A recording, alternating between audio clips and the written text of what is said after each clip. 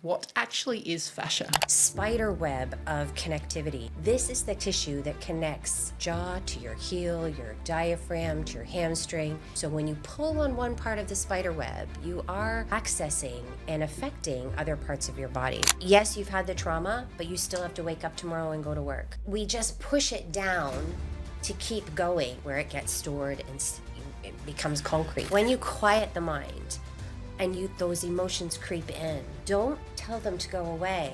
Let them come in, but just be the observer and let them go out. So if you think of taking a nerve and squeezing it, and that squeezing response puts into the brain signal something's wrong. And that could result in pain. Interesting. We can't just release fascia if we're not able to actually process the trauma. Correct. We can't just release fascia if we're going to endlessly put sugar through our system. Exactly. Look, the wrinkle is gone. You've just made the tape company so much money. Except. But if we allow ourselves the opportunity to change, the world will adapt around us, and this is exactly fascia. What's the best sleeping position? Well, this is really interesting. While you're sleeping, you might go into these crazy positions, and that's okay. But you might also be aware and wake up and go, you know what? I'm going to go back onto my back. Can states of contraction and protection be created by the postures you're holding in your life, even if it's not about specific trauma? Yes. Yes. 100%. All these dancers and athletes that I worked with, they had so much knowledge, and then they get to a point and they just go, I'm going to have to give that up now. And it's just gone. Daily habits that damage fascia. Sitting for too long. Open heart. It's the one thing I find the most difficult for people to open their heart to receive. I agree for all of us. So lead with your heart. Oh, I like that as an ending. I like that as an ending. Welcome into the jungle. I'm Hannah Dalby, founder of The Jungle, trauma, health and relationship expert, former professional fighter, and someone deeply committed to expanding human capacity through integrated recalibration frameworks. This podcast is where leadership, relationships, health, money, nervous system regulation, and deep emotional work collide. We talk about contained power, healthy masculine structure, feminine integration, health and longevity, sovereignty, the science behind everything we're doing, and what it takes to build a high-performance life without self-destructing. If you want to give back to the creation of these episodes, make sure you subscribe on whatever channel you're watching or listening right now so you don't miss a single conversation, and share it to the people you know need to hear it. And if something in this episode hits close to home and you're thinking, it's time to actually do something, don't just consume the episode, move on it. Head to the show notes and click start here or any of the other links to connect. If you're only listening right now and want to write something down, the best place to visit is hannahDalby.com. This work changes lives when it's applied. Let's go into the jungle. Welcome back into the jungle. Today we're diving into something that sits at the intersection of science, trauma, and the body's intelligence. We're joined by Janice Roy Mundy, founder of the Fascia Healing Method and creator of Aerial Fascial Release, a modality we actually use at my own clinic for deep compression and emotional regulation. With over 35 years of clinical research, Janice's work was developed through mentorship with Australia's Invention Convention at Questacon, our National Science Centre, and featured at the 2015 International Physiotherapy Conference in Switzerland. Janice now mentors the next generation of practitioners in what she calls the science of fascia healing. Today we're unpacking what fascia actually is, what cellular memory in fascia really means, the science behind trauma being stored in the body, and how impinged fascia impacts organs and whole body systems, and also how we move from survival back into regulation. Janice, my lovely friend, welcome to the show.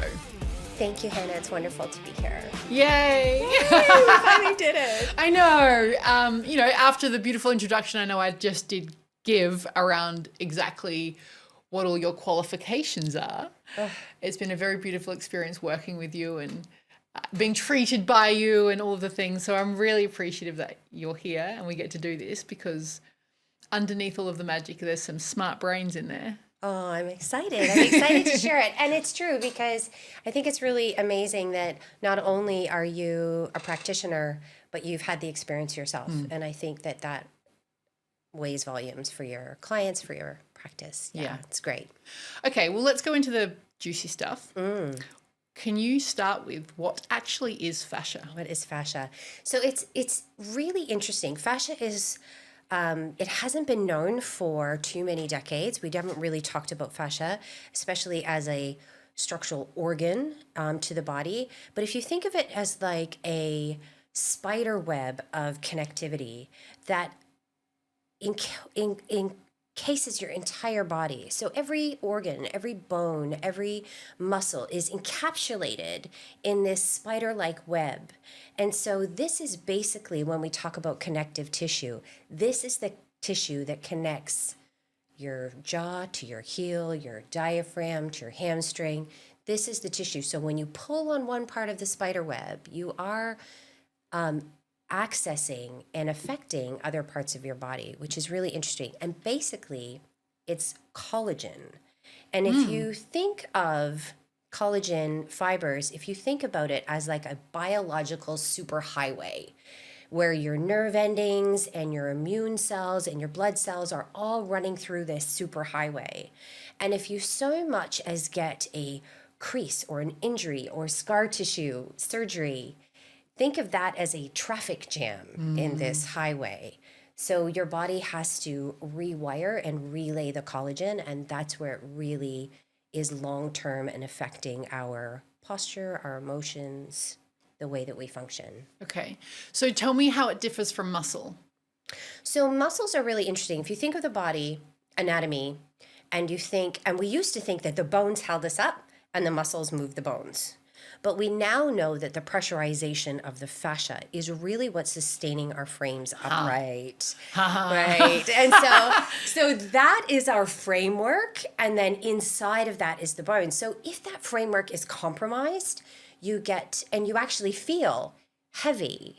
You feel lethargic. You feel stiff and unable to move. And that's because that's added pressurization onto the mechanics of the body that are within it. Talk to me about pressurization.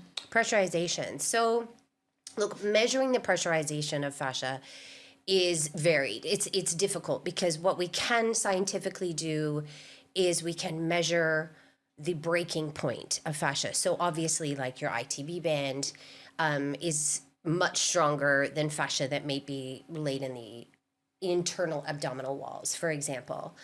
But generally speaking, they have ranged it around 2,000 pounds per square inch. And obviously, this is very vague. But if you think of your car tire, which is like 30 to 50 PSI, so you can see that is enormous amount of pressure going through your body.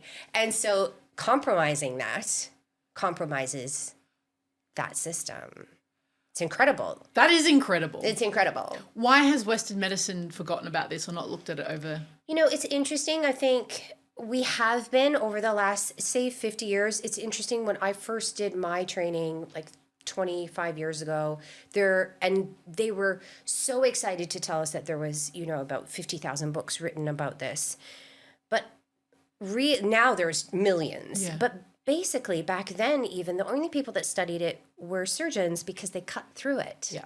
But they really didn't see it as a functioning organ. They didn't see how much value it had to our systems because we just worked. But it is interesting what you say because, of course, Eastern medicine for a very long time has talked about the storing of cellular memory and the effects of that, where we're probably just a little bit more in the Western world scientifically based for what they consider science to be and what they can prove. And I think that we're just catching up. We are catching up, and you do start to see it now. Absolutely. I've had some people on this podcast that they're now saying like, oh, there's trauma and we can measure. And I'm like, incredible. Oh, come on. Exactly. It's incredible. Yeah. So what do you find has changed over the last like 10 or 20 years or even the last 5 years in the science research? Oh, it's just catapulted. I think probably the biggest thing that everyone's talking about is this cellular memory, storing trauma. And, basically, if you think about it, when you would have, you break a bone, you go to your surgeon. When you damage a muscle, you go to your physio. And they were all structurally working on those mechanics. When you had mental issues, you went to someone and talked it out, which was advantageous to a point. But basically, the body keeps score. Yeah. So it's not just about what's being stored in the hypothalamus of the brain. It's not just about that. It's about what did that incident physically do to the body. And when we think about trauma, we think about trauma as in physical, like scar tissue or an accident, injury. We think about it as emotional, which would be grief, fear, abuse. And abuse, of course, could also be physical. And then there's that energetic. And the energetic trauma is when you hear people say the trauma is so bad that they leave their body. They disassociate, completely disassociate. And so these three traumas aren't just happening in the brain. It's not just about a memory, because cells obviously aren't creating memory like a TV reel. But what's happening is when that trauma occurs, the body physically has a response. So for example, you might clench your jaw to hold your tongue, or brace your thighs to hold your position. You might go as far as going into a fetal position, right? So and each one of those are slightly different. Even that curving the shoulders forward, which is something we see so often, which is to protect the heart, right? And so these physical movements become patterns. Patterns become structure. And when that happens, your body sends out little signals going, okay, this is our new structure. We need collagen. Send collagen to deepen that structure. Okay. Right? Yeah. And so in those areas, it's not just about their posture.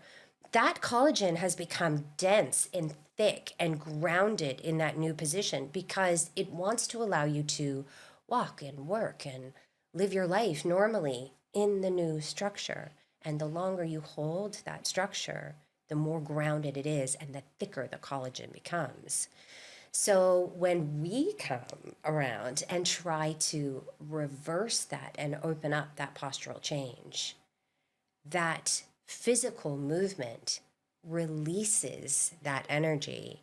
And that's when you have people say that they experience, it can be smells or colors or thoughts come into their mind. They have uncontrollable release of emotion. And those little bursts of tears are like the ghost leaving the body of the memory. It's a really interesting thing because I've experienced it myself. I remember a very specific day stretching my hamstring and bursting into tears and realizing that I had to give up jiu-jitsu for a little while, and all the stuff that came with that and gripping onto it. And then I've experienced clients in different things, and it's like there's also some kind of part of this where there's enough safety for that to actually be let out 100%. And then there's like to complete that process of now that the uncontrollable tears are here, now the emotions here, like what do I do with it? There's some kind of completion in that feeling of the thing. Yes. Or they can kind of like back up again. And you have to be really careful too, because that's exactly what happens. Yeah. So if you're too strong and too fast, then the body becomes guarded and it just clenches down even harder. And I love to explain this to people when you think of fascia and releasing fascia. If you take like a cotton ball, right, everyone knows what that's like, and you pull it apart really fast, it's tight. Yeah. Right? And it doesn't come apart. But if you hold the ends and you slowly pull it apart, it just unwinds and pulls into, nice little fibers. And that's exactly what's going on in the body. So what actually is cellular memory in fascia then? Cellular memory is that pattern. It is that posture. And so it becomes, and you think of, when you hold your hands, you fold your hands, we all fold them one way, and then you do it another way, and it feels extremely awkward. Crossing, right? Very odd. Yeah. Crossing your legs, reversing that cross. So over time, you've done that same pattern so many times that the folds in the fascia become compromised, like a wrinkle, and it just becomes larger and larger and larger, and it's broken, and that pattern is systematic of why you were doing that, what was occurring when you kept doing that pattern. So when we unfold the shoulders open, the fluids that have been trapped there are released. And when those fluids are released, that stagnant fluid was there from that trauma. And so now you've got that running through the body that actually needs to be completely processed. Correct. Yeah. And even you can even take it down to something as physical as a drug addiction.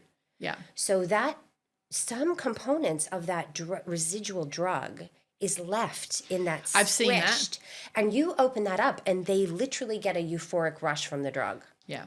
And you have to be really mindful of that. And you have to make sure that your clients are aware that that's going to occur. Drugs and other general toxins. Yes. That's the trauma coming out. That is.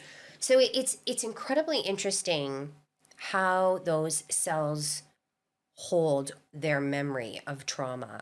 But you've been holding that position because in that instance of fight or flight, you never told your body that it was over. Yeah. Yeah. So I talk about this in relation to like a dog experiences something and then it just like shakes it all out and it completes it, right? Done. Right? To an extent. Yes. Yeah. And then we feel it and go like, ground ourselves in. Not allowed to express, not safe to express, not safe to be emotional, not safe to any of these, like is the reason men are so tight because they lift heavy things, or is the reason men are so tight and rigid and they can't have flexibility or mobility because they were never allowed to express their emotions? Yes, and if you go back generations and you think of what the roles typically used to be, and that keep going. Just keep going, right? Yes, you've had the trauma, but you still have to wake up tomorrow and go to work. Yes, you've had the trauma, but you still have to feed the children. You still have to, and we just push it down to keep going. And that's the point where it gets stored and it becomes concrete in the body. It was something that we were having a conversation about last week, actually, Deegan was talking about it for men specifically, but like it's actually everyone and we all need to do it in that, we do have businesses to run and jobs to do and kids to look after and all of these things.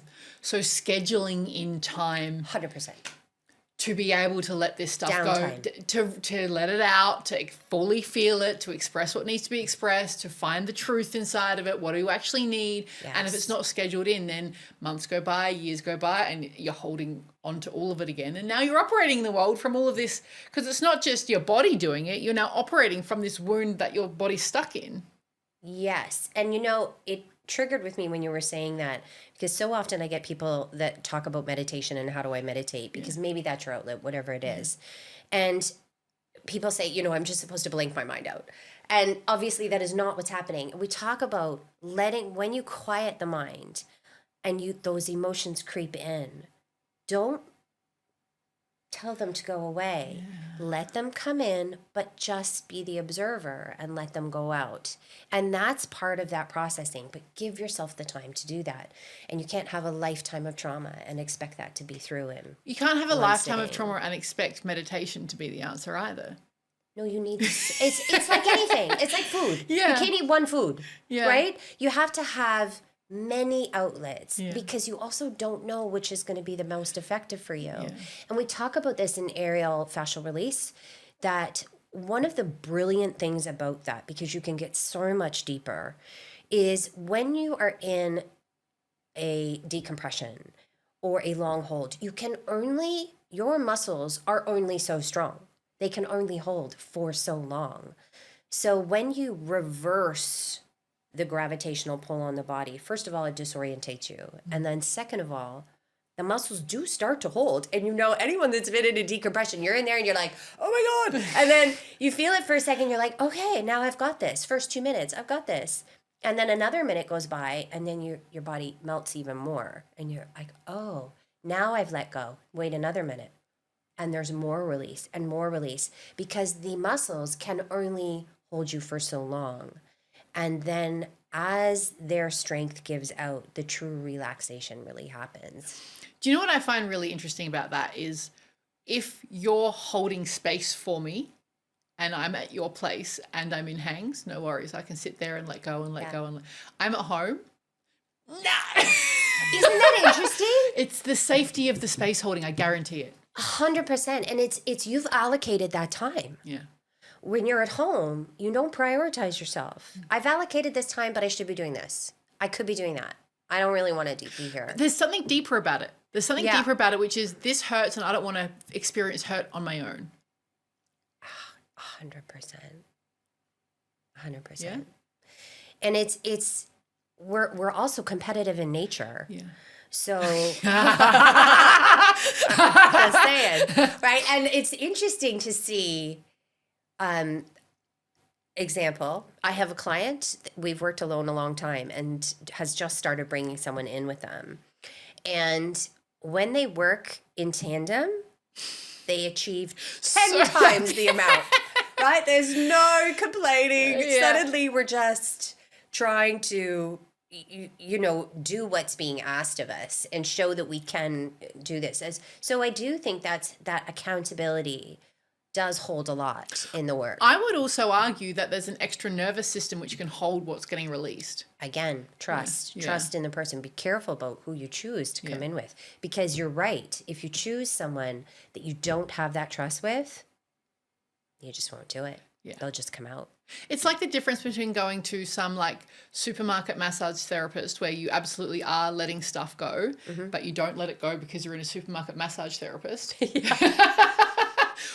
Or like someone that you deeply trust where it's okay and safe to actually let the stuff out. Yes. Yeah. And how many times have you heard clients say, like, I just come into your space and I just feel myself like regulate. Yeah. It's there's a nervous system safety component to that for sure. Yes. So how does the nervous system interact with fascia? So if you think of those nerve endings, so especially if we really focus on the spine, and every curve of that spine is hosting different nerve endings. So, and every one of those nerve endings are distributing out to different parts of the body, obviously the lower down and up and the organs. So those, when that fascia is compressed, those nerve endings are stimulated. Right? Because if you think of taking a nerve and squeezing it, and that squeezing response puts in to the brain signal, something's wrong. Interesting. Something is wrong. And that could result in pain. It could result in numbness. Again, it could result in emotional response. And most commonly, chronic pain. And so once you open up that fascial pathway, the pressure comes off the nerves, and then suddenly the response is gone. So this is why when I'm at work and I've got clients all day and something goes wrong and I'm like a little bit cross-eyed and I just go hang upside down for 5 minutes. Gone. And gone. Yeah. But if you didn't do that and you held it, your collagen fibers would knuckle down and make it harder for you to do it. So it is important as part of a daily ritual to stretch, to decompress, and that's what we were talking about, to schedule your time, to downregulate the little things so they don't become big things. Yeah. And even in those nerve endings, if you think about a nerve constantly stimulating to an organ that something's wrong. Yep. And in that is also blood flow. Yeah. And in that is also immune cells. Yeah. All of those incapable of reaching where they're supposed to be reaching to allow the body to do its work, which is your body will heal itself.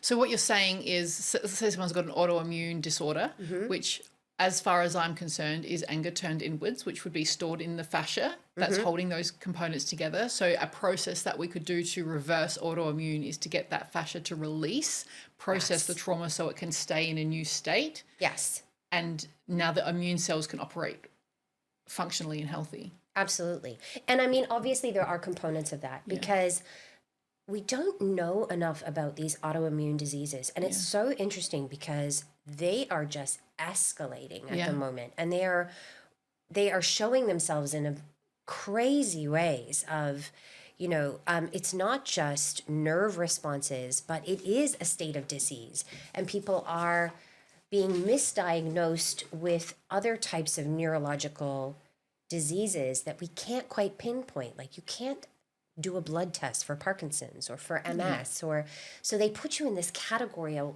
box and slowly unwind the symptoms to see, did you really have that? Did you not? 10 years down the path, you find out I've been medicated for this and I don't have that. Yeah. So what do I have? And so if we can get in there and restore a healthy fascial system, it's amazing. There's so many autoimmune diseases and they are affecting so many people. And it's just, it's really beautiful to be able to add this layer to their healing process to see how much relief you can give them. I love what you're saying there about the layer. It's a layer. It's a layer. Because I noticed that there's a lot of different things out there that you can do. And we can get on our high horses sometimes in this is the answer to all of the things. Yes. And if it works now that's what I must do forever. And it is layered. And it is an entire human of all systems that we're trying to deal with at the same time. Yeah. We can't just release fascia if we're not able to actually process the trauma. Correct. We can't just release fascia if we're going to endlessly put sugar through our system. Exactly. Right? You're going to release immune cells you don't even have because you weren't feeding yourself right in the first place. Yeah. Yeah, correct. So it is a layer. Yeah. So is it accurate to say that fascia remembers, or is it metaphorical? No, it is a fact. Yeah. And, I see right now it's quite trendy, this tape for wrinkles, right? right? And so it doesn't work. 100% it works. Because you've got this fascia that has been folded like a piece of paper. You fold that piece of paper. When you open it up, do you see the fold? 100%. You really get that fold in there and you open it up. Do you see? Yes, you do, right? Can you reverse it off? Yes, it is weak there now. Those fibers have been damaged. But when you put the tape on, 100%, you take that off and the fold is like, look, the wrinkle is gone. You've just made the tape company so much money. Except, here it is. Here's the thing. The reason you had that fold in the first place, and that's what you're talking about. Yeah. That's the layer. Yeah. So the reason you had the fold is because you're always raising your eyebrows. You're always raising, right? So you go take the tape off and you keep going back to raising your eyebrows. It comes right back. The fold is there. It was weak, right? You've been compromised. And that's when people get triggers. They've already been compromised. The body remembers and they go back to that position. And then the body goes, oh, that's right. That's our safe spot. Okay, so this is really interesting because this now starting to speak to the therapies that we can do in the world which give us a temporary relief. Yes. But it keeps coming back and we don't ever seem to be able to get fixed because you haven't processed it properly. Correct. And so or found new patterns. Yeah. Yeah. So it's actually being able to change your state. Yes. And how you operate and what's actually happening internally when the triggers come flying at you. That's right. So it doesn't create the same physical reaction. Yes. Yeah. New ways to process those triggers, new stances. And when it's so dramatic, and you probably see a lot of this, that kyphotic posture, right? So someone's being quite protective of their heart, that once you open it up, you compound that with a new structure of retraining the movement.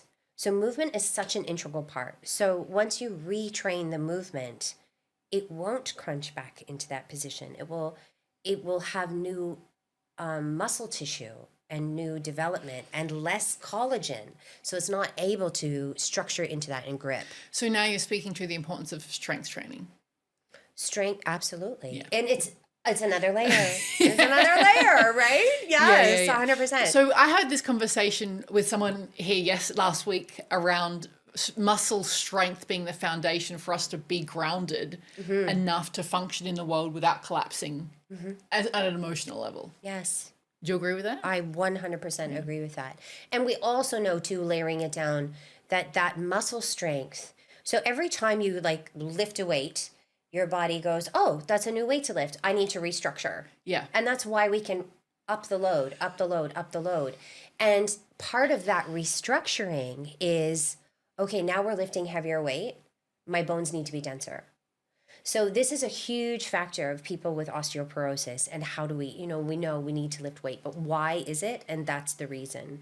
So that your body goes, oh, new load, bigger muscle, denser bones. And your body restructures. The body knows what to do.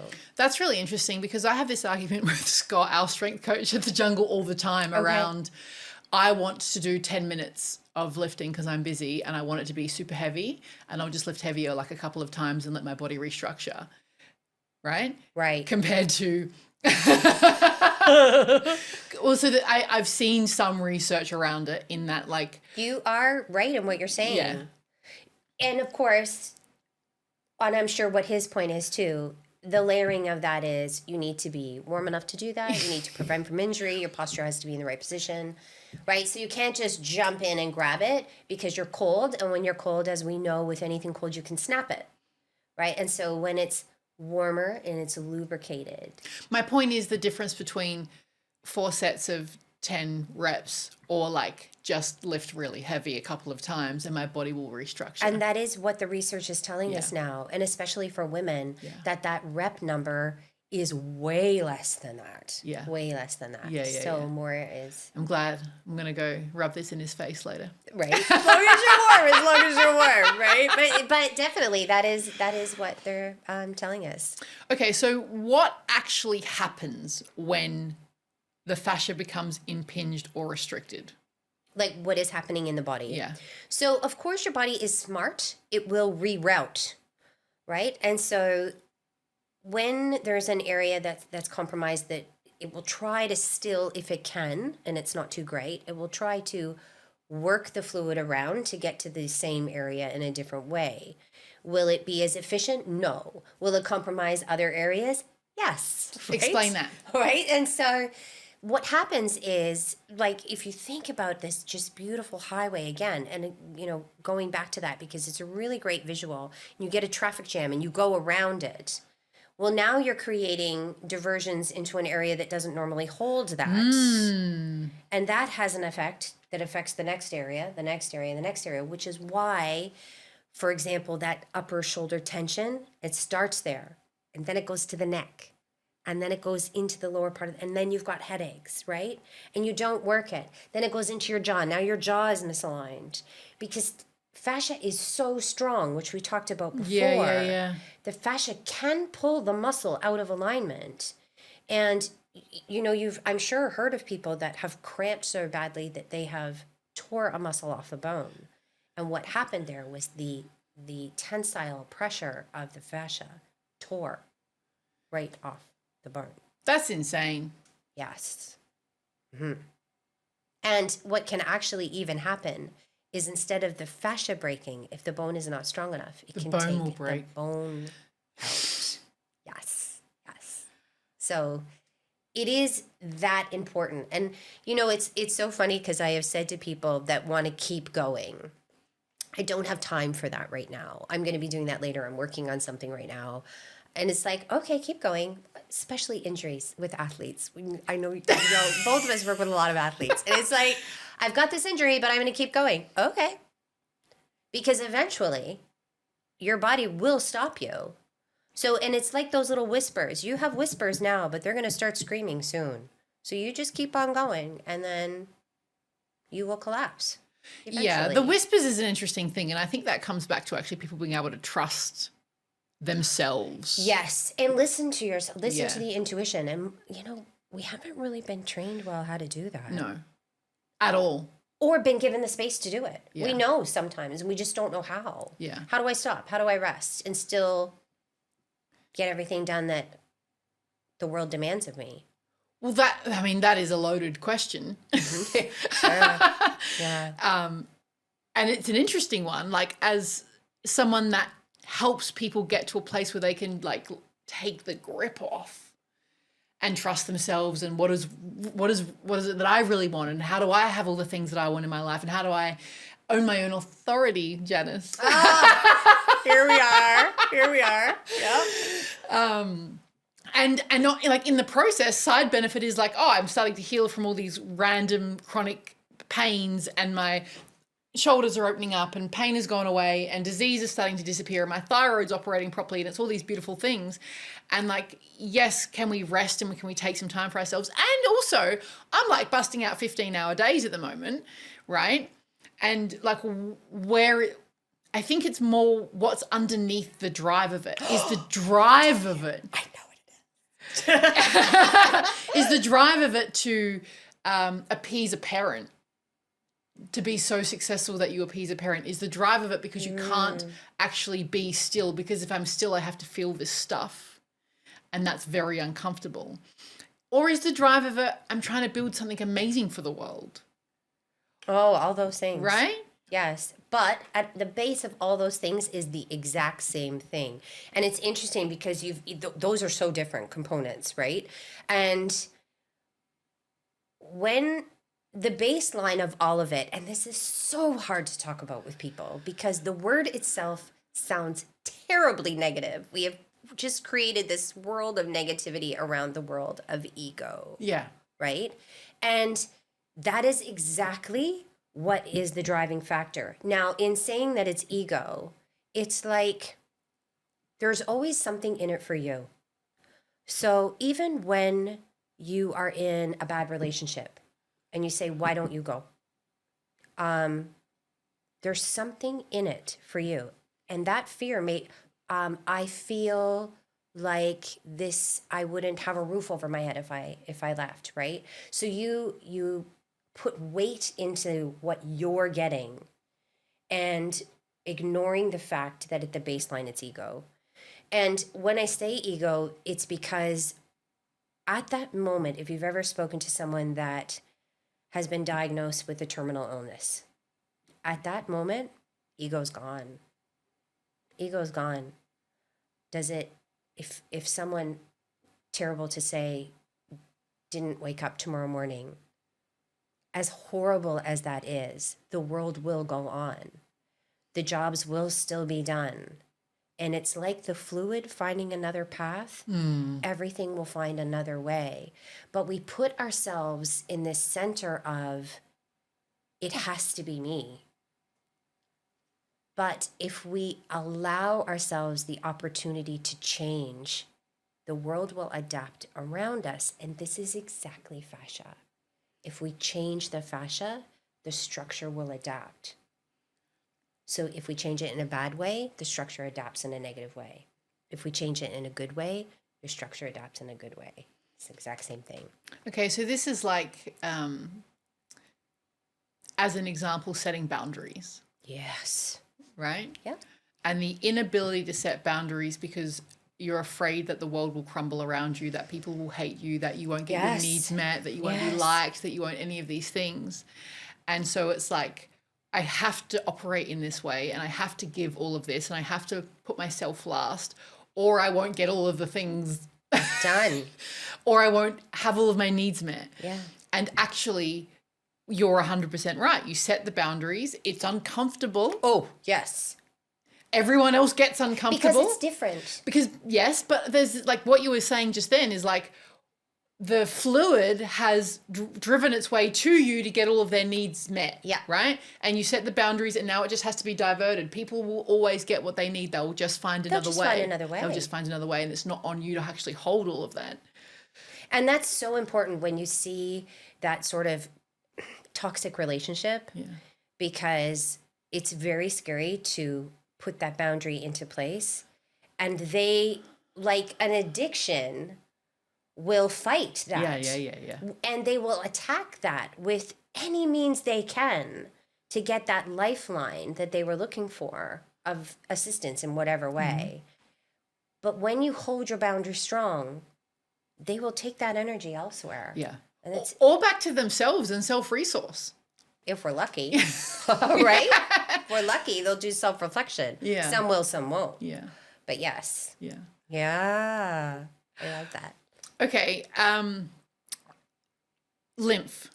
Tell me about fascia and lymph, because the lymph is something that I think is also not talked about enough. No, and the amount, I think, of lymph nodes that we have all throughout our body, we talk about these like major portals of lymph and what it is and how it's storing toxicity and releasing that. And it's just the same in this compounded fascial sort of ball. And the same sort of thing if you have a pocket of fluid, bursa pockets, things like that, where they are designed to do exactly that. But they're also designed to be transient. And in a postural hold, you block the ability for them to be transient and processed. And they have to be stimulated and manipulated to release that. It's the exact same thing. And you're right that it's not focused on enough, but it is in reality, the exact same thing is going on in lymph that's going on in all fascial systems. And is it linked? So if the fascia is tight, the lymph is stuck? In that area, of course, right? Anything where fascia is tight is compromised in movement. And, you know, a lot of people will notice at the decompression happens throughout the day. Gravitational pull is enormous. And our function, if you sort of measure yourself in the morning, I love this trick. If you measure yourself in the morning, you're significantly different by the evening. And as that compresses, you're also compressing the fascia and the nerve endings in those spinal portals. And that's why you feel heavier, more lethargic, you're unable to move, you're stiff by the end of the day. And the more you've compounded up in your day, the bigger the result of that. And often I will tell people that that decompression and stretch really needs to be at the end of the day so that you can unwind, like you said, after work. Go and do that and unwind all of that and allow your body to process the fluids and open the pathways of the nerve endings. Does it happen automatically in sleep?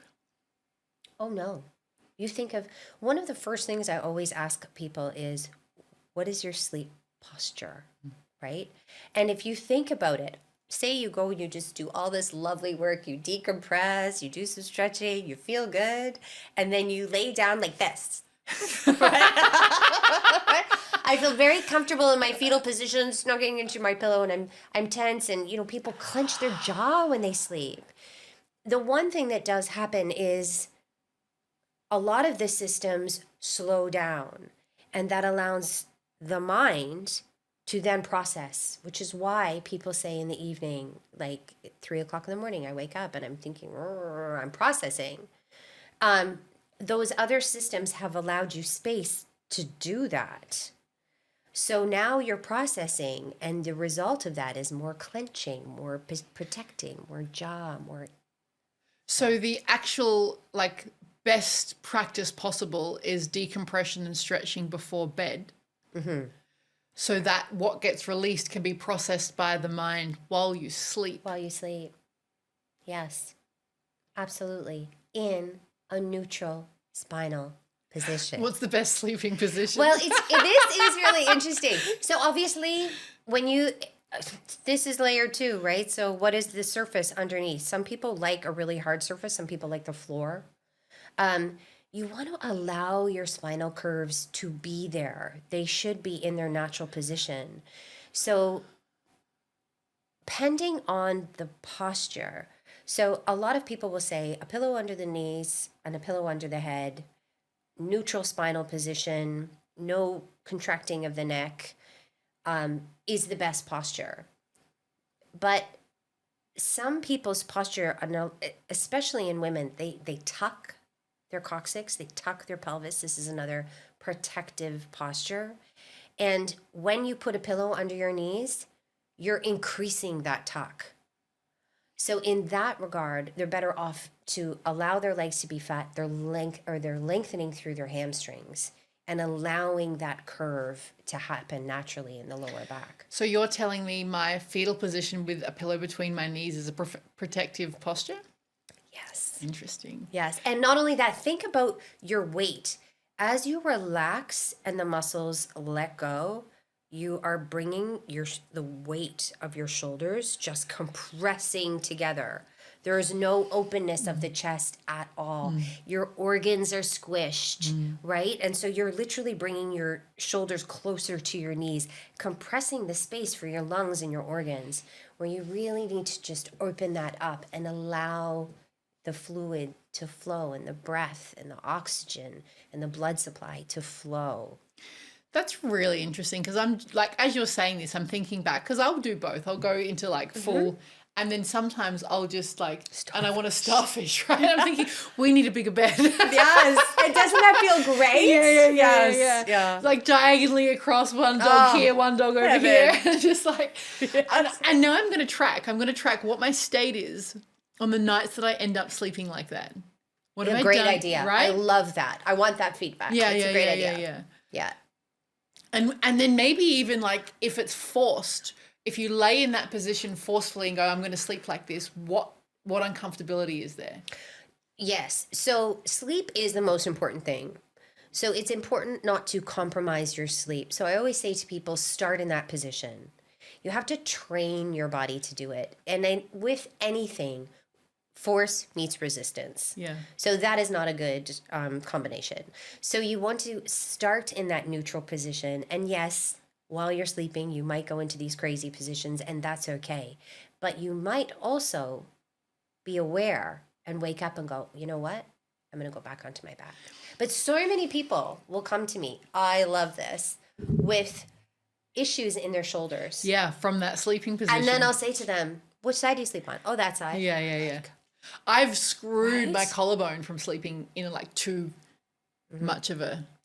Yes, yeah. I've given myself a tendinosis in the elbow, 100%, because I was on my side and putting my hand under my pillow. Wow. It seemed like so amazing, and then my weight onto my shoulder, and I ended up getting tendinitis in there. Wow. Yeah, but lasted a long time. It was horrible. I want to know though. I would like to like introduce the practice of like laying there and then noticing if it feels unsafe.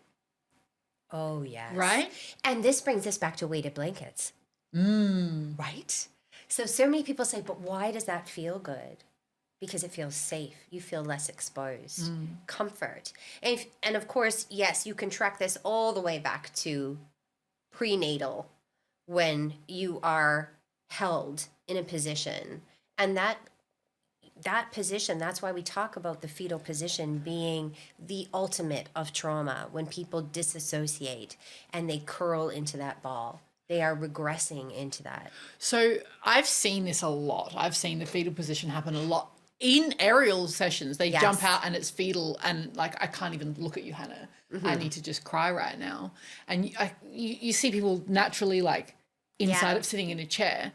And what I do notice when I start unpacking all of these things is there's something happened around safety as a baby, where you put into a different room and not attuned to and cared for. Maybe there's like little micro moments of being hungry and not being listened to.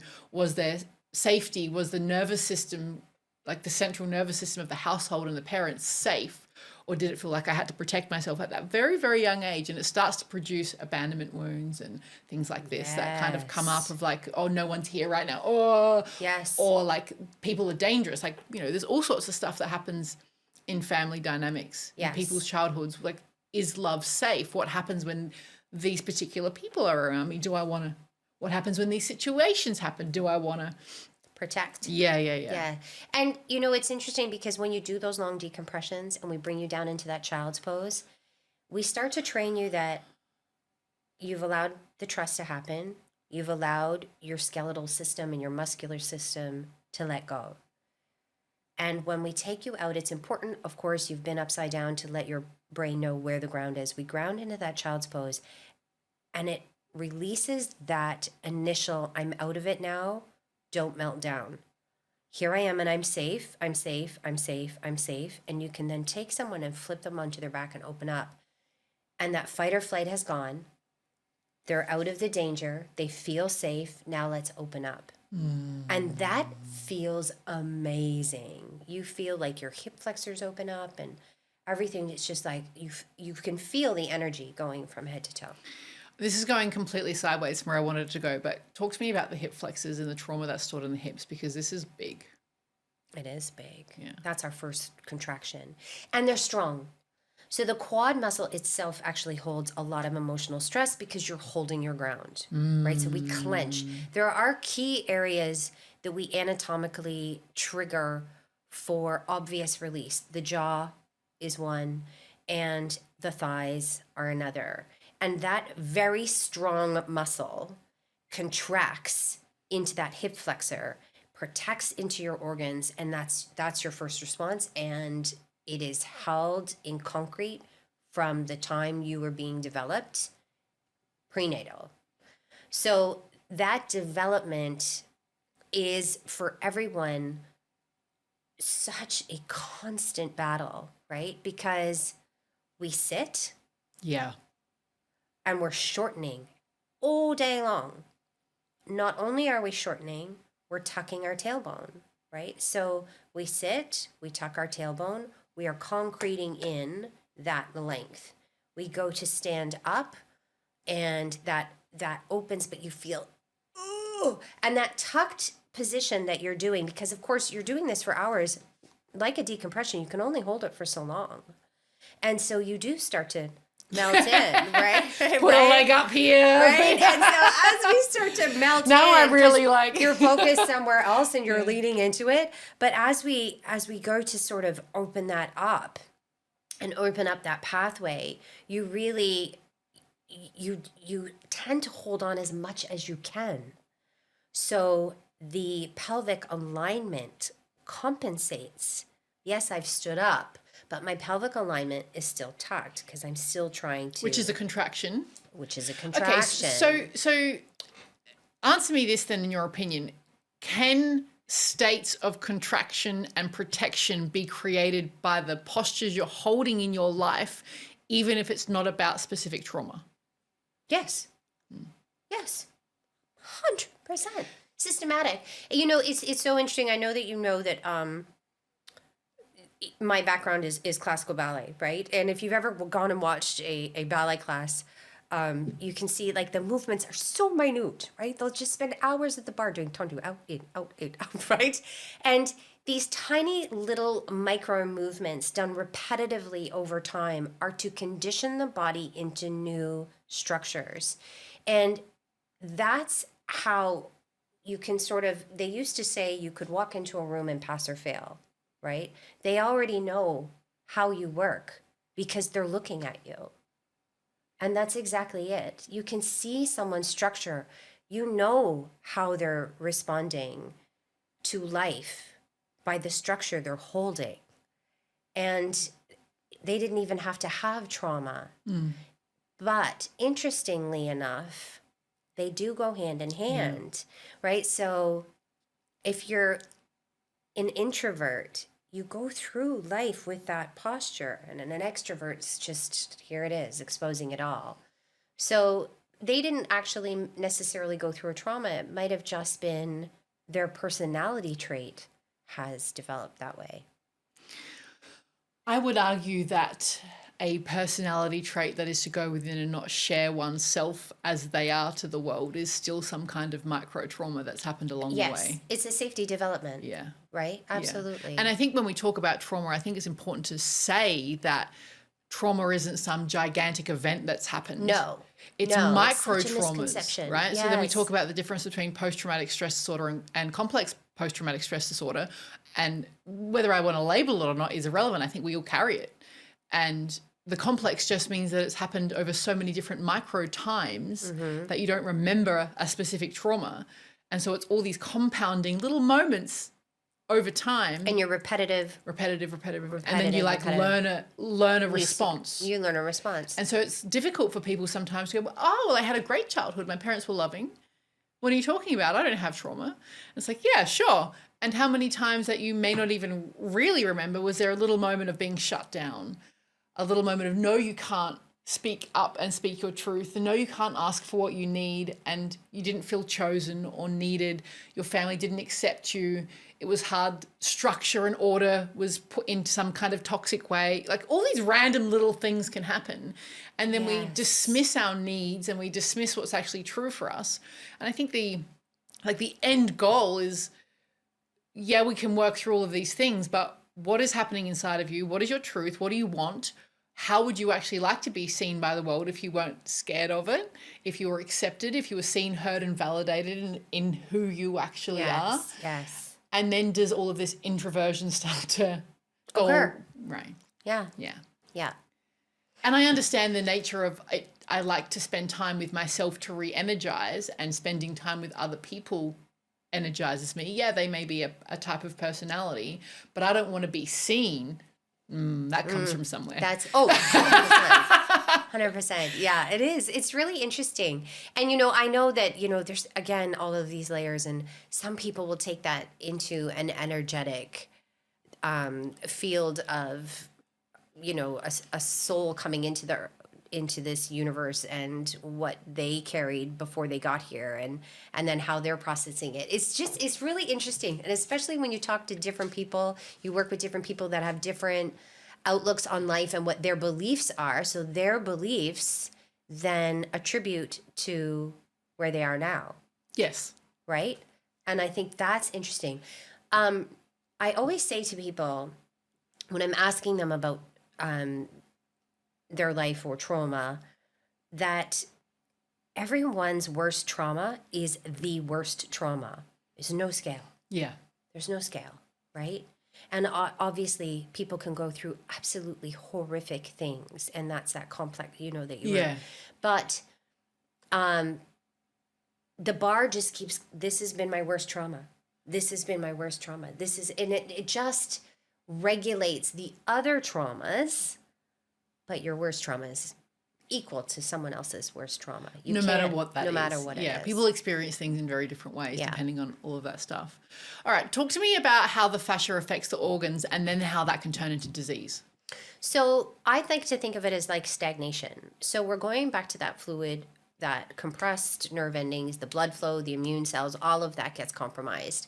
So even, again, that postural response of not creating the correct space in that spinal alignment. So those spinal portals are compromised, and you're not feeding your organs and allowing the fascia around the organs to also be healthy, hydrated, and moving.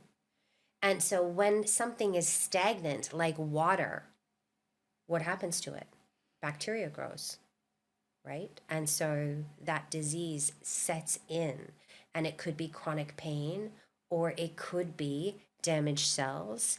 It allows an opportunity for diseased cells to thrive because there's nothing there to kill them off.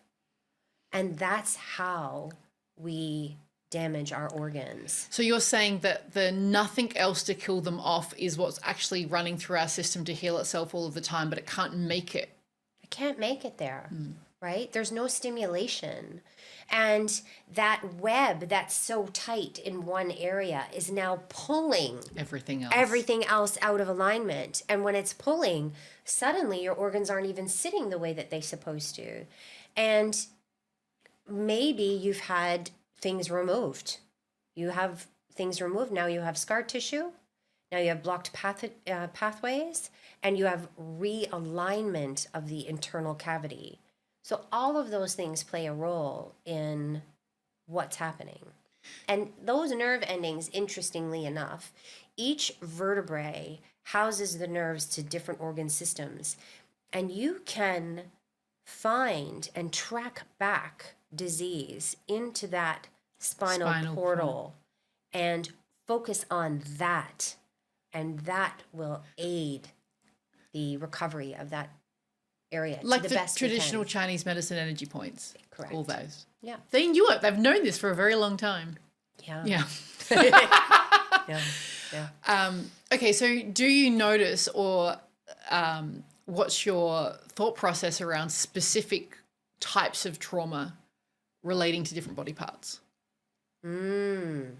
Well, again, that's very postural based, right? And so it's where you're physically gripping and physically where you've manifested that trauma to be stored, and wherever that contractions is, that area is stagnated, like I said, and then the web pulls, and then those areas. And yes, they can become more common, right? Yeah. So you can, that heart protector, and you think about your heart as our vital life source energy in this field, not being able to move the way it wants to, but then you loading it with physical activity. And right, so someone says, well, you need to get out and do more cardio and all of that, and all of those things are true, but if you're still not allowing the space for it to function the way that it's supposed to, it's not functioning the way it's supposed to.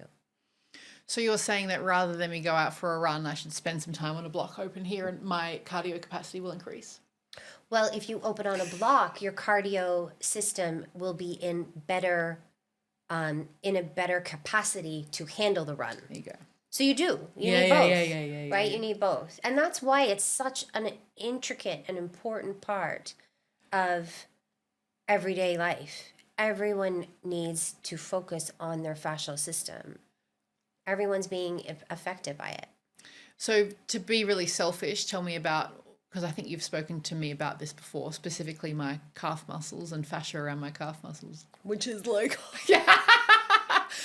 Right. And so, yes. And again, a couple things going on there, right? So part of it is trauma from the past of holding your ground, trauma of your presence of holding your ground. And we talked about different ways to process and manage these triggers. And if you look at those two things, you've used the same method to process as you did to handle the trauma in the first place. So it's about being relaxed in those situations and not still using those calf muscles to carry you, right? So there's lots of parts of the body that are going to carry you, and you don't have to overload on those one things. And of course, there is the long hours that you are standing and the activation that you are The forcing. 10 years of running and fighting. And Exactly, all of that. And you can't expect that to unwind in an instant. Yeah. But you can, through proper strength training as well, and that's what we were talking about with the repetition, is rework that muscle. And high loading for muscle restructuring isn't effective. So muscle restructuring, you want to, like in that case, you want to lengthen those muscles, right? And not make them compound. And so they will compound in bulk if you high load them.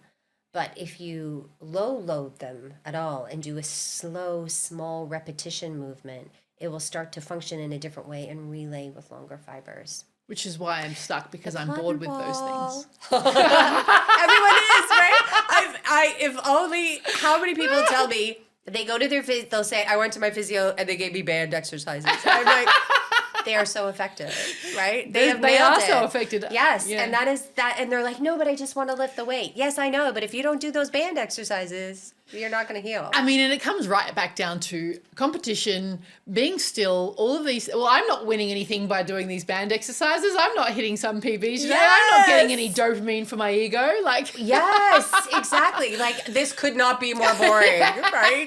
And even I'll be giving them to people, they'll look at me like, I'm not doing that. I am not doing that. Like, so I bought the spiky balls, right, for my calves, and I was like, I'm doing this every day. I'm gonna sort them out. I even bought this like beautiful mat, this like really soft mat. Oh, those memory, your memory foam ones, gorgeous, like for the yes. bedroom. So we would get up and we would stretch in the morning, and so like I've bought this thing and I'm like, oh, we're going to stretch every day now. Deegan's up every morning and every night stretching perfectly. Like, I get on there for 1 minute. I'm like, ow. Yeah. Like it's a lot. It is, and that's that moment we were saying before. If you did that guided, you'd have a better response. Yeah. Right? Because it is hard. Yeah. And it takes mind power, whereas your mind might already be on your loaded day. Yeah. Or your loaded next day. Yeah. You don't want to do it. No one wants to do it. And you've provided yourself this wonderful area, which is part of the process, but you still have to get down and do it. Yeah. You have to break down the tissue and then relay. And that's exactly what we're doing when we do fascial work, because, like a collagen weave is like this gorgeous little lovely mesh. And when we mess with it, I can use scar tissue as an example, and they cut it and then it relays like this. Yeah. Right? And then that's it. Now you're functioning like this. Right? You'll live it forever. Yeah. Can we go back and fix this? And 100%. We can have a huge effect on it. A huge effect. And what we have to do is manipulate the fascia. And that manipulation causes the collagen fibers to relay. And they relay in this beautiful, right back to the weave, because that's all they know. That's the weave they know. And when you say manipulate, because that sounds, what my brain does is, like smash it to pieces so it has to rebuild. No. Yeah, right? That's because that's what. Let's go back to the cotton ball. Yeah. Right? So you pull it apart really hard, it just resists more.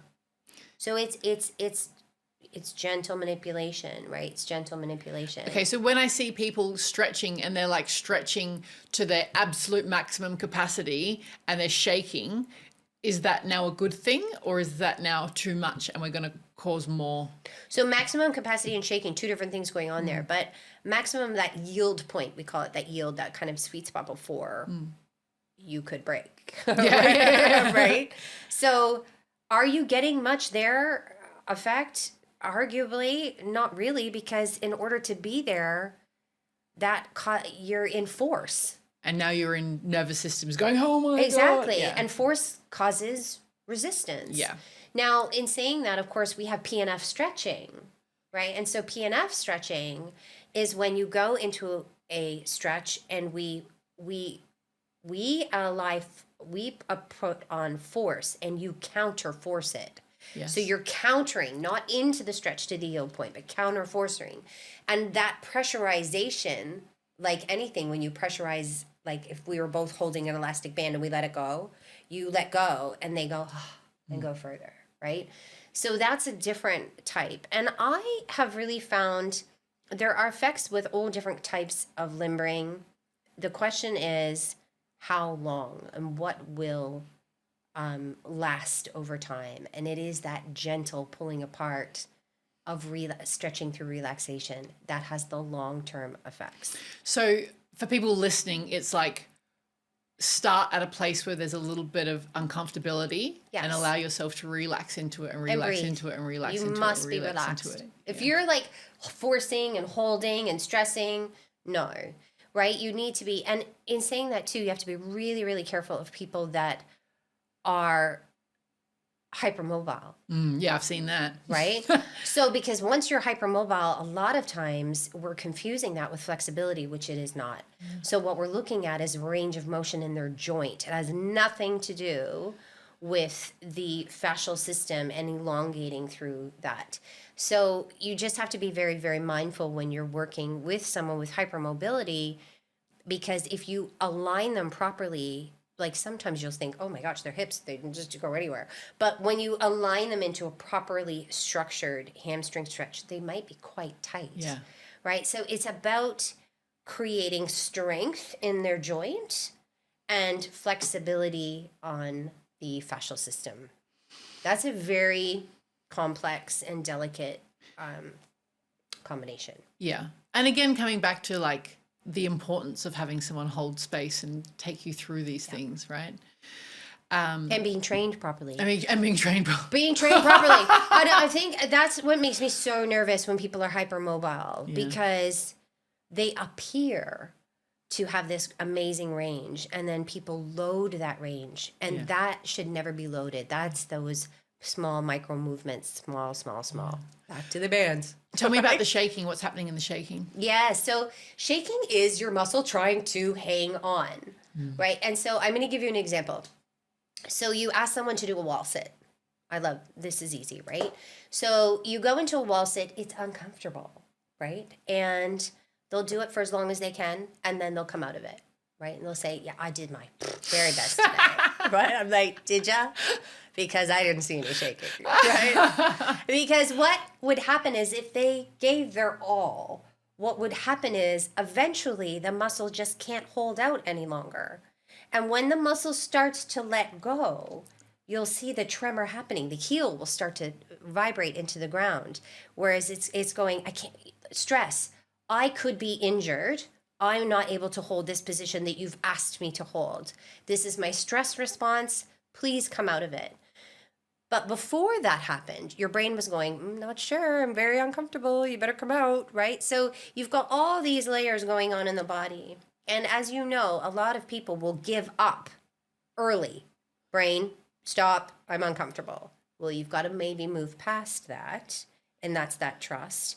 And now, is the muscle actually fatigued? Did the muscle work to its full capacity? And we will see some shaking before that happens, because it's going, I'm trying, but I can't. And then they'll just slide down the wall and fall. So tell me about that. If someone's got their leg in the hammock, as an example, and the stretch is clearly a lot and they're shaking. They're using force. Yeah. They're in force, right? So when you're in a stretch and you're shaking, that's totally different. That's, again, the muscle giving out because you're asking it to force. You just need to back off a little bit, breathe through it, allow the oxygen to flow to the area, allow the fascia to not restrict, and then it will let it go. Yeah, definitely 100%. It's too much. Yeah, slow is smooth and smooth is fast. Yes. Yeah. Yes, I love that. All right. How can releasing fascia shift someone from survival into regulation? Say that again. How can releasing fascia shift someone from survival into regulation?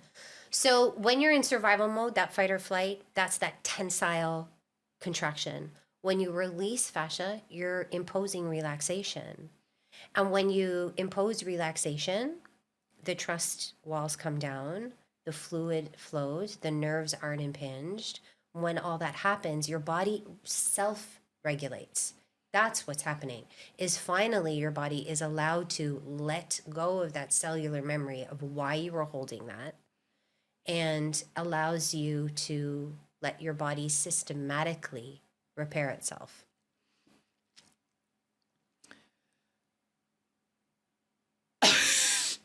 Absorb that. Yeah.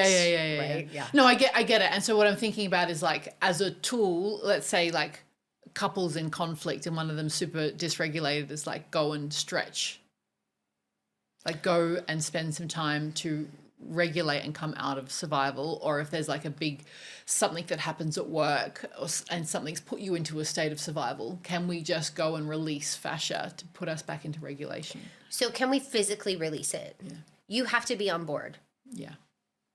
Now, when you do, for example, the fascia healing method, which you've been in, so if you're asking someone to self-regulate, if you're asking them to take time out, all of those things work because their blood pressure comes down, they relax. So when they relax, there are levels of that fascia that will relax.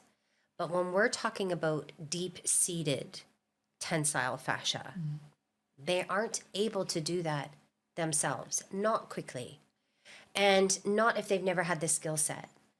So when you have someone on a table, I've always said, better out than in, right? So we're going to get in there. That moment of causing, so what happens is when we separate two muscles, when we go in with our hands in it, you've got these crossroads of fibers of tensile fascia, and you do that soft manipulation into that area. It is uncomfortable, mentally, physically, and energetically, it is uncomfortable. In that moment, the minute the hand comes away, that's gone. As you know, you've experienced it, right? And you're like, oh, right? And then take your hand away, it's gone. But while the hand was there, that little movement causes what we call a piezoelectric effect. And that effect, that spark that happens causes heat, and that heat causes inflammation.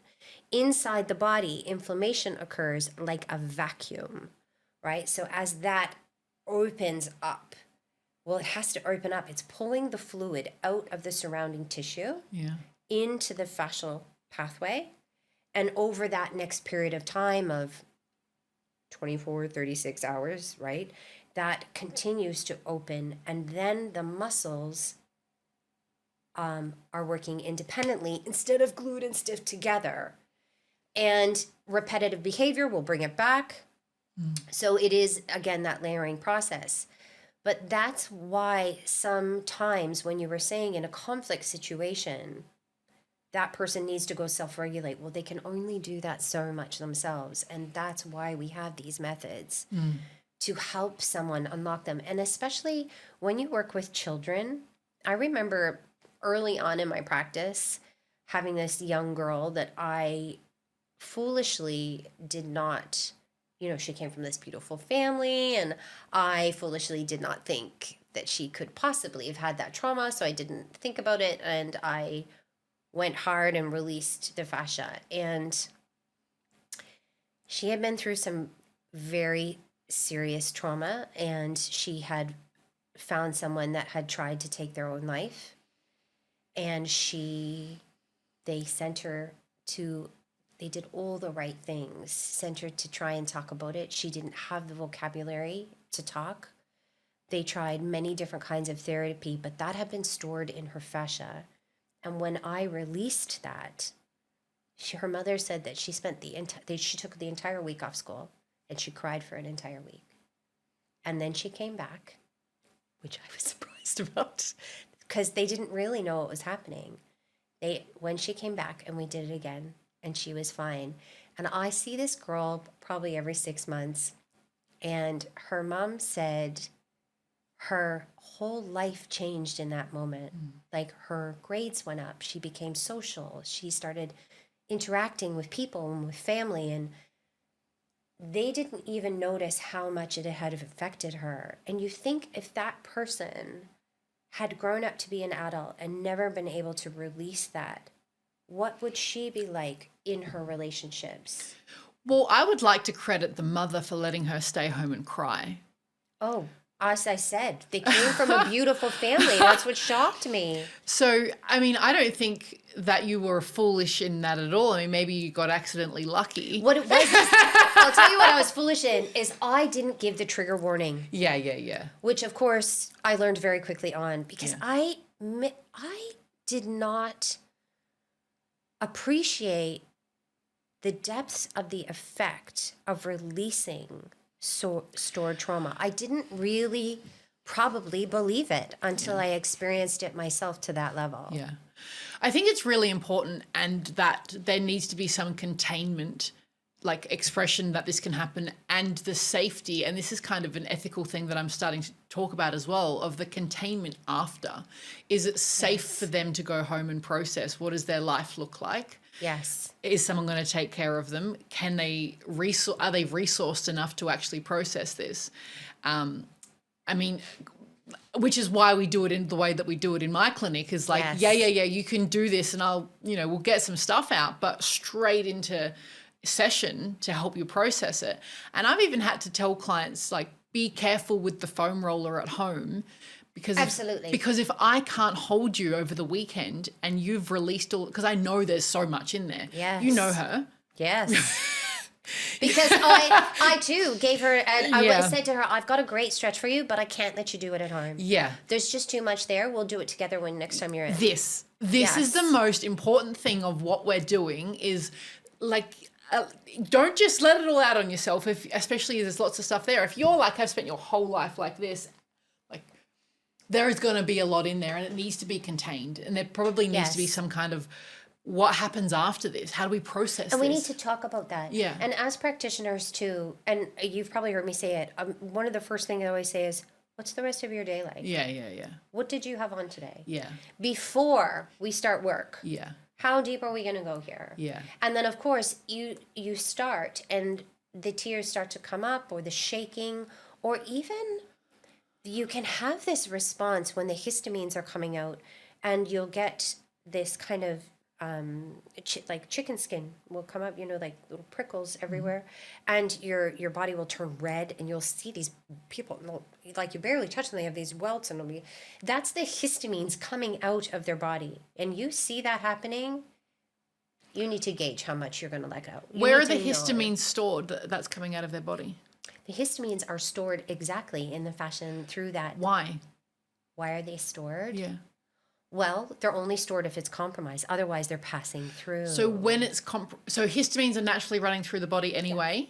Yes. And then when there's an impingement, histamines get stuck there. Yes. And then when you release it, it starts flooding out. Flooding out, yes. And what you is, visually can see it. What is the effect on the rest of the system when that happens?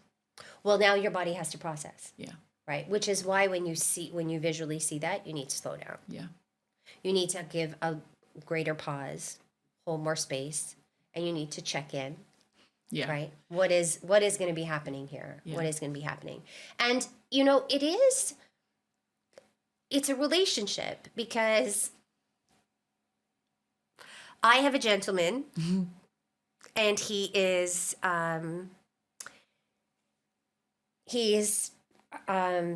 in the government, so he's very demanded upon. And in his first session had said to me, I've got a dinner I have to go to tonight, blah, blah, blah.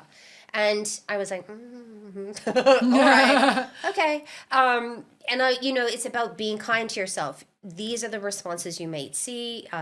You might see heightened emotion, short-tempered, inability to cope, brain fog, all of these types of things as your body is fatigued and trying to process. Your body needs rest. Yeah. If you're not able to rest, then you just need to be patient with yourself.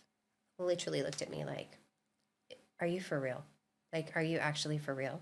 Because I'm going to get off this table. I'm going to go and I'm not going to think about this again. Right? Like emotional stored trauma, forget it. Right? And he messaged me the next day to say he was so angry with me. He said, I went to that dinner. He couldn't even eat. He said his jaw was so sore he couldn't chew. Right? He was like, you didn't even touch my jaw. Like, how did I don't even understand what happened. But he said, I had a terrible dinner. He said, I had so much I needed to accomplish. I said, I told you, right? Yeah. But we also don't believe it ourselves until we see it. Just like me with that girl. Until you really experience it, you don't believe the magnitude that it can happen. People burst into tears all the time in decompressions. And when it happens to you, you couldn't be more floored. Yeah.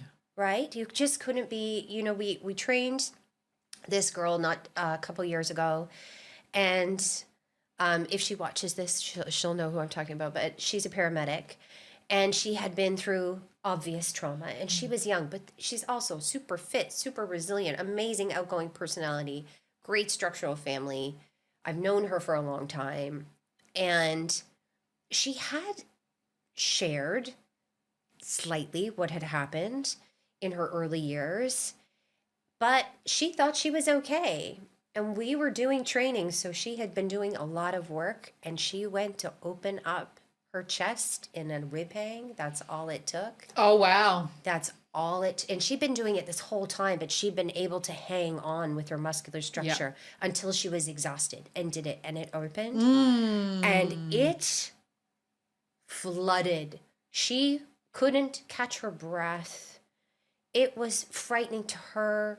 It was very showing to the other practitioners that were learning.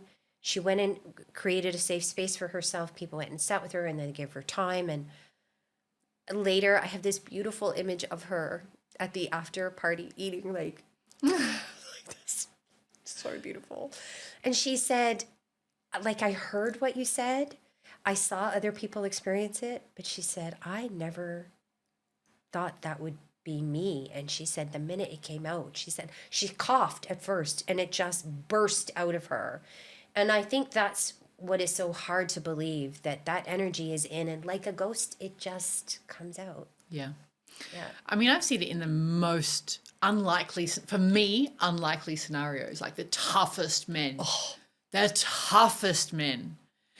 And like the sobbing and it's just like a shoulder hang, a wrist hang. It's incredible. Right? And it's like, oh, wow. Like there is some stuff here to be dealt with. Yeah. Yeah.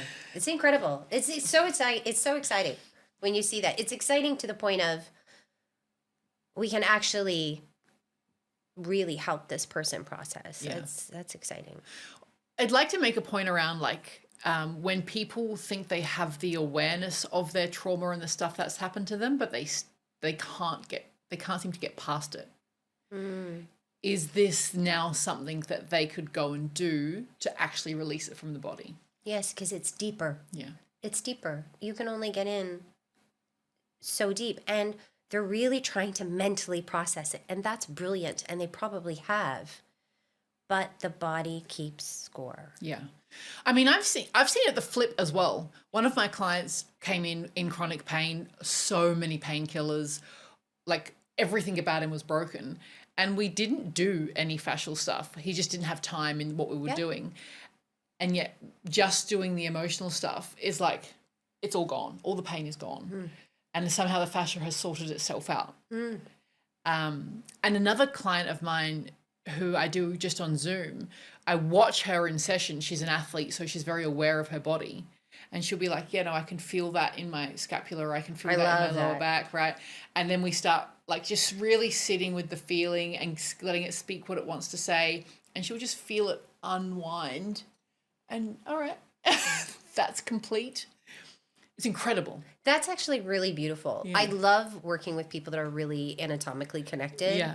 And that's exactly what happens and you see them on the table and they just start to move. Yeah.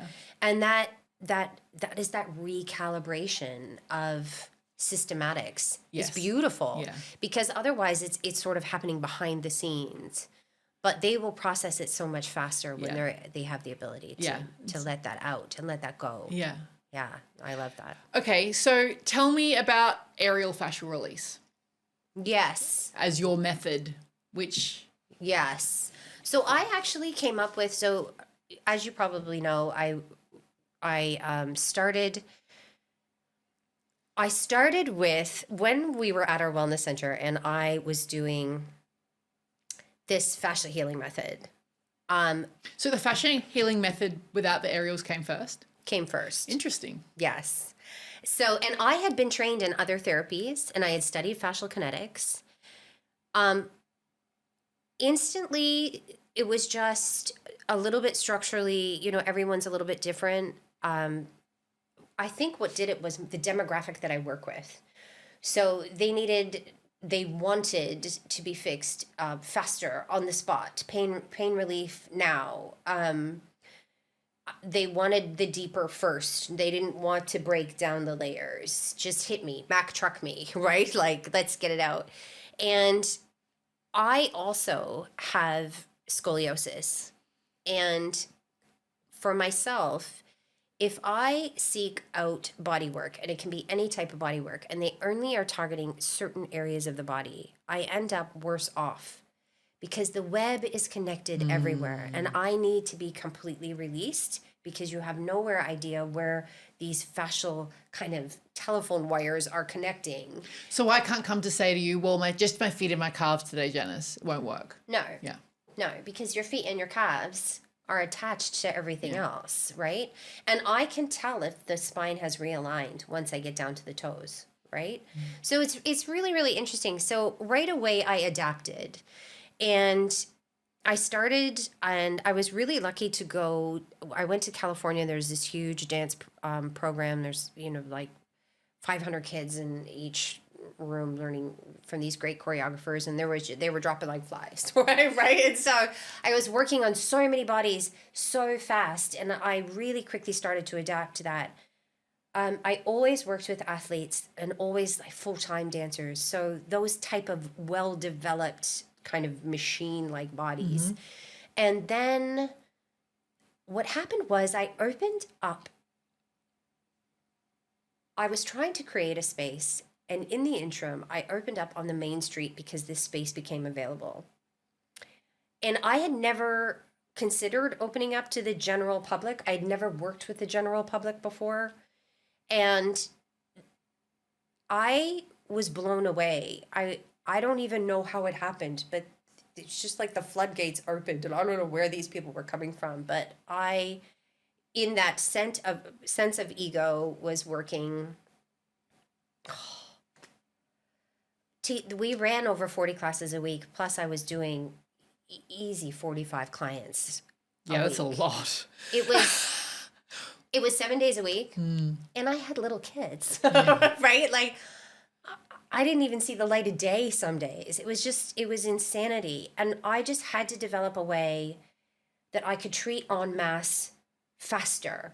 And so I had seen this aerials. It was not in the country yet. I had seen it overseas, and I randomly was going to Canada, and I looked up the training, and there was a chiropractor that was offering this training, oddly enough, in my hometown. And I was wow. Amazing. So I went and I did this training, and she really brought this therapeutic component to it, even though it was still Pilates and yoga based. So the general public really wanted training. So they did, and so did the dancers and athletes I was working with. So they didn't want the bands. So we did this intrinsic work and incorporated into Pilates and yoga, and that was great. But I needed a method to treat like I was doing on the table. And so I came up with this aerial fascial release, where that was the only component of the class. There's no strength training involved. And one of the first people that we worked with, because I was doing all this case study work, and this older gentleman had come in, not someone you would expect to come into an aerials class. It took 2 instructors to get him into the hammocks and upside down. And when he came up and he was processing and walking around, and he was tearing up, and we thought this was like a trauma release. And I spoke to him about it, and he said, no, you don't understand. I can taste nicotine. And I went, you've told me this story. Right? Yeah, and I was like, what? And do you smoke? And he said, no, I stopped smoking when I was 30, and he was 70. Wow. And I was like, what? But this residual was held in the base of his lungs. And when we inverted him, this had released.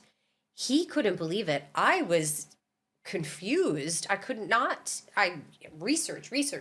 Yeah. And so these type of case studies is what I was just so interested. I just went down these crazy rabbit holes of case studies and working with different types of community-based, and came up with this release protocol that allowed for, through relaxation, a deeper connection. And for me, training in the fascia healing method is an amazing capability to work with someone on a table, to get them in, allow them to relax, to shut down, and work with them.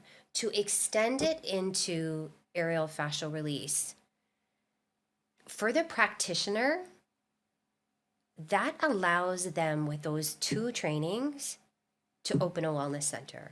That allows that one person to expand healing into their community. Run it from your home, run it from a place. I don't care where you run it from, but you will get a larger community, because some people will be attracted to one and some to the other. And usually it takes a little bit of convincing for the table people to get into a hammock, and the hammock people to open up to, what are you doing in that on the table? It's such a different type of therapy.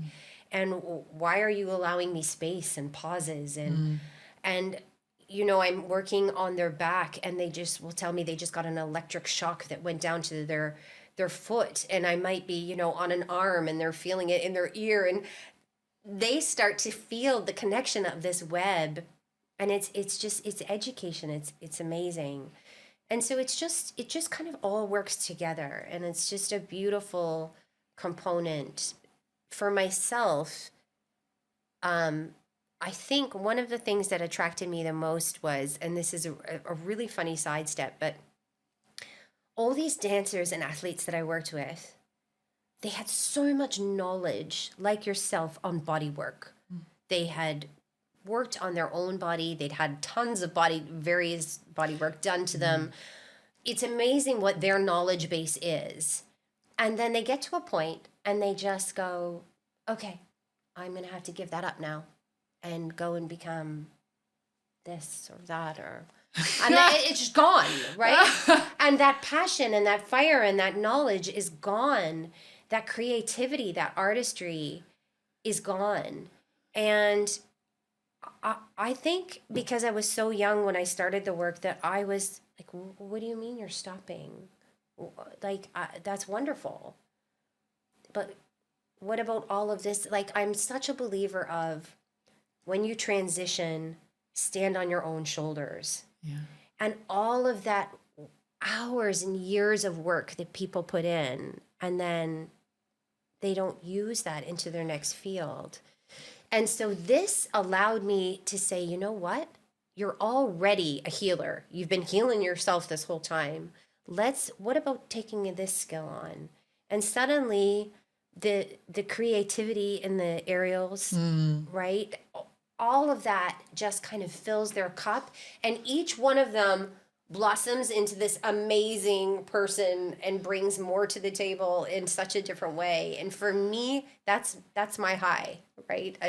I'm in awe of everyone. And like yourself, the work that you do, each person is so uniquely different. It's incredible. I really love that like taking the skills and using it for something else. Yes. Like imagine if I just stayed a marketing consultant and all of that, all of that, like years. I mean, I never would have been fulfilled, but it's such a beautiful thing now. And it's like, yeah, okay, I've had all of these trainings, but it is also the 15 years working on my own body, being an athlete, doing all of these things that allows me to give that back in. Exactly. And I mean, some people will go into those fields and they'll take their passion and they'll take their sense of being able to be and go into that marketing field and be amazing. But some just drop it. And I think if you can stand on your own shoulders and create your own business and your own state of independence and give sovereignty. All of that. It's a game changer, right? Yeah. That's what it's about. Okay, so who is aerial yoga for? Who's aerial fascial release for? I think the bigger question is who isn't it for, right? So I worked with you're going to love this. This is the scope, right? So when we were running a lot of classes, moms would come in and they would say like, they literally post delivery and can I just bring in my little one and they'll be in the car? Yes. You know what they would end up doing? Taking their little one out and putting them in the hammock, right? So they're starting then. Yeah. And we would do these classes with these tiny, tiny tots with little rebounders underneath them, right? And they would just bounce, and it's about training them in a sense of play and a sense of fun. They were the play. The adults are playing, but to watch them do it. When we started working with kids, they were creating things we had never seen before. They had no fear.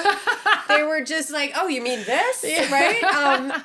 It's amazing. So I loved that demographic. And then we went right up the spectrum into the 90s. And getting someone carefully, it's a support tool. So we've worked with quadriplegics. We've worked, people that are injured or incapacitated in some way. This is a stabilizing tool. So you can just gently sit inside it and still have the capabilities to move and have the fascia be moved by the fabric. So that's very exciting. But the funny thing that I was going to say is I was doing some filming myself last night. And while I'm doing this, My cat loves that. Yeah, I know.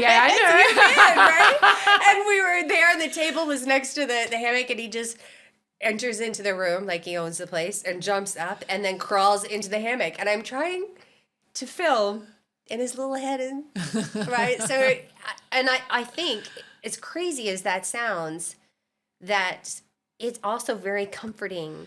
And, It is. you know, animals just naturally go to a comfort situation, and he feels comforted. Do you know, I think the thing that my clients love the most in the entire thing is cocoon. Everyone. How many people say it's the only reason I come? Is for the cocoon. It's for the cocoon. How comforting is that feeling? Yeah. Right? You're in that neutral position. You're, you know, encased in the fabric. You're also closed off just enough that you're suspended. It's and you have like a little natural movement. Kelly makes me swinger. You really get to know the people. Some will be like, you go to stop them swinging. Don't do that. Yeah. All right then. She's in there. Love the rock. Can you swing me, please? I love the rock. Kids will be like, can you spin me? Yeah. But it's very comforting. It's and again, it enables people that couldn't come into a traditional class. They feel too exposed. Right? This is something you can hang on to. It's a support. So Safety blanket. And if you're doing work, and basically when you're working in there, you're using your own body resistance. So it's a little more exciting than working with bands, but it has the same effect. There is an element to play in it, like a large element of play. Everyone laughs at some point. Right? Yeah. And then, you know, the little things that you can do in between, the spins and stuff like that. And then all the swinging. laughing happens. Yeah. And it's like, oh, you did all this amazing stuff for your body while you've laughed your ass off for an hour. And you don't even realize how much you're doing. Because laughing's therapy. Yeah. And they're also letting out the energy. Yeah. It's incredible. And you, even in those instances when you're just trying to show them that side of it, and especially even with the little ones, you can trick them into the decompressions and you're climbing up into mountain pose. Okay, now while you're there, and they're like, are you for real? And, you know, I explain to people that if you think of your body, that fascial system, as a balloon, and the top of the balloon is so tight and the bottom has been knotted.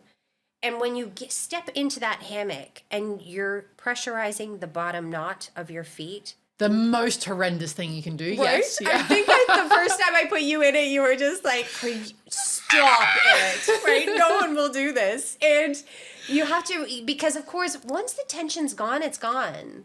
So you rebuild up the tension over time. But if you are doing that systematically, you go into it and it's nothing. The front hip hang, the first time you release into those hip flexors, It's not nice. people are like, stop it. And then you've got the people that have been coming for ages and they walk in and they do that hang while they wait for the class. Yeah. Because it's so releasing. There's the one, what's the one called where you climb up from back hip hang? Oh, when you climb into diamonds. Because again, like we were talking about, those key areas where we hold trauma, jaw, thighs. Yeah. So you So climb they're up. my abductors. Oh, Right? Yes. Yeah, well, yeah.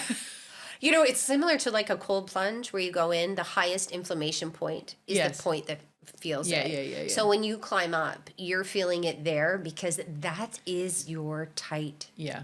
tightest area. When you release into that, you will start to feel it in another area. You get that benefit. I just need you to hold space for me for an hour every day inside of it because I Right. ain't doing it on my own. People go up there and of course you're like calmly explaining and they're looking at you like, get me out. It's so good. So tell me then about the actual fascial release method. The fascia healing method. Fascia healing method, yeah. Right. So the fascia healing method, we've designed this this program, and it's there's a transformational journey to becoming a healer. And although you get the education of what's happening to the body, it's also about the education of you holding that space for yourself. So it is a self-transformation process that you go through in this Learning it. training. Yeah. Yes, 100%. So we call it, we have our 28 days of moonshine, which is, sounds really fun, but maybe not so much. Wow, But Janice. You got to add in the fun. But it's like this, it's really this reflective moment of where the stagnation lays in your own self and letting go of that. What are we holding on to, and recognizing our egos and where they are. And it's about creating new patterns, and it's not about do this, do that, like eat well, like all of that is part of common knowledge that we all know. But this is about like our physical and our emotional and our energetic self coming together so that we can hold space for others. And then, of course, the body release process. And we then come together for an immersive training, which is 5 days. And in that 5 days, we go through these experiences and we learned advanced protocols, and we go through the actual practices of ourself, those rituals that are so important so that we can pass them on to people. And I think one of the most beneficial things to learn is that it's hard. So it's not about I'm going to wake up every morning and have this great routine and drink my smoothie and my lemon water, or whatever your routine is. But it's about going through whatever your experiences are and knowing how hard that is so that you're empathetic. Yes.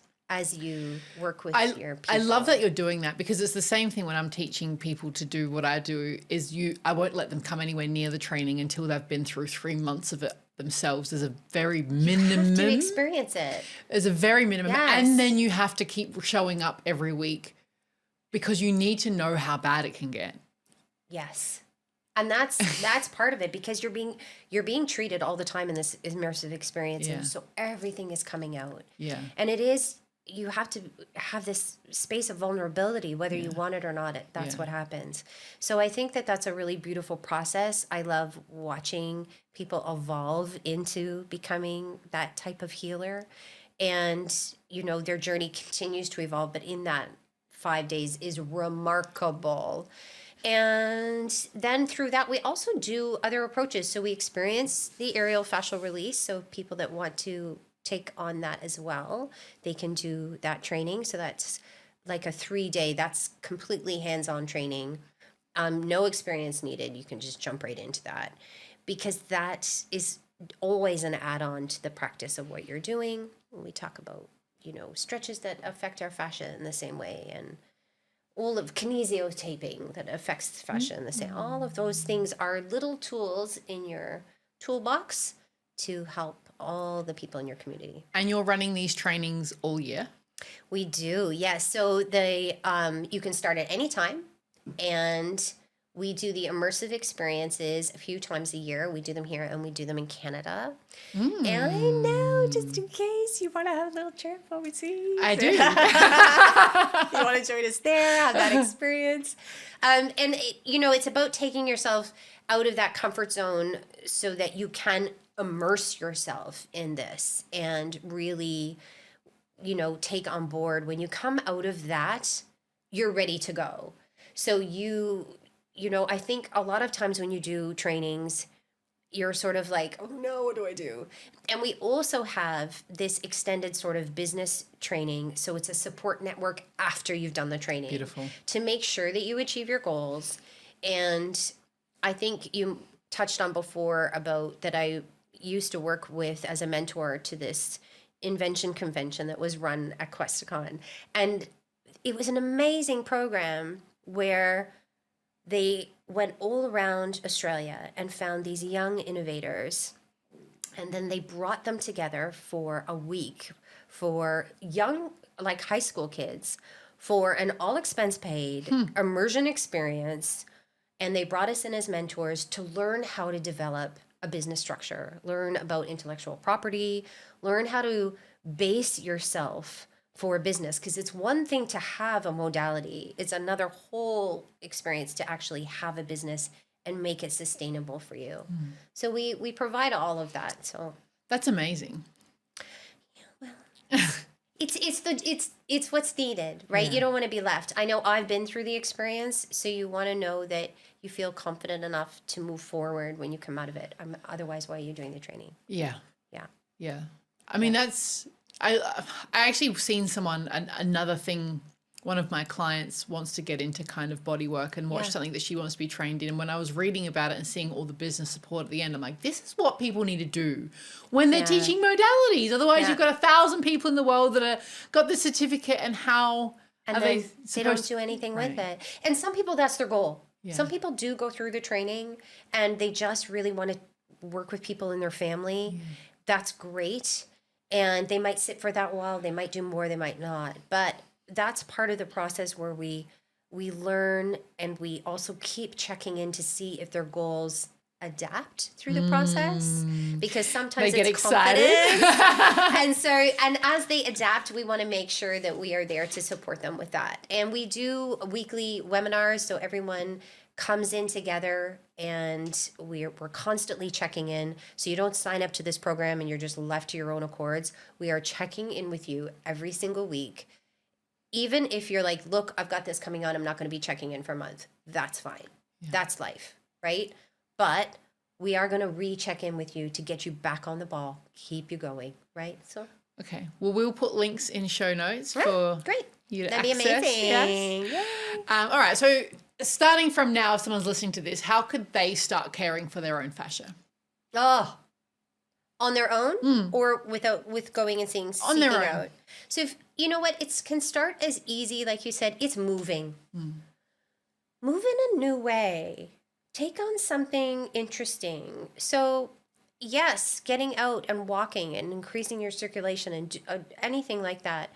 Go to the gym, take a new class, do some pressure point work. You know that I'm a huge fan of that. So I'm always telling everyone to have a ball with them everywhere they go. If you have that pain point, get that ball in there and start moving around, because a lot of times we're so stagnated, we don't even know where the pain is. So it's important to move in a new way. And that's the biggest gift that you can give yourself. Try something new. Do something different. It is very true. I watch people at the end of like a full hour of session, and then they're like, oh, but now I have all these other pains that I know about that I want to do. Oh, yes, I hear about this. Look what you started. Right? Yes. Yeah. Okay. Is hydration as important for fascia as they say? Yeah. So, the new studies on hydration is very, very interesting. And overhydration is more damaging, if not, than underhydration. And yes, I do know people that have passed out from overhydration, because if you're just taking in water, you are flushing your electrolytes out. Yeah. Right. So you do have to be mindful. So the studies are interesting that often what they're saying, that you can research these new science. I should put the link in for you, where they have studied that people that are ingesting water, for example, are they absorbing it? And are they more hydrated than someone that's taking the fluids from their fruit and vegetables that they're also ingesting? So, of course, if you have a really terrible diet, then you're not getting it anywhere. So I think that we have a tendency, we definitely have a society right now where bigger is better, and people are bringing these huge water jugs everywhere they go. And that could be the overflushing. You can just do something super simple, like pop in a couple little salt crystals. We use sodi, which is like, have you seen them? Yes. Yeah. Amazing, right? So that will allow your body to absorb it. Obviously, room temperature water, case studied, is easier to absorb. You don't have to change the temperature in your body to absorb it. So, I think, again, balance is key, and it's the layers. You've got to eat some proper foods, raw foods, both. And people are going to say, raw foods, blah, blah. But if you're looking at the science behind it, that you are getting hydration from that as well as from your fluid intake. Yeah, I mean, the raw foods thing is interesting. I'm super anti raw vegetables, but I eat a lot of fruit. Yeah. You know? Right.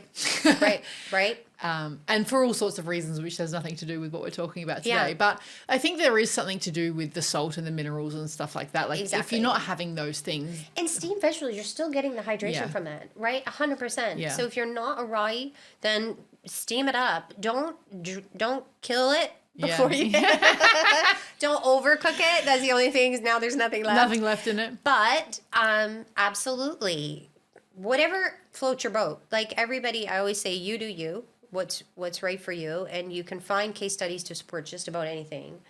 So if it isn't working for you, try something else. Yeah. Yeah.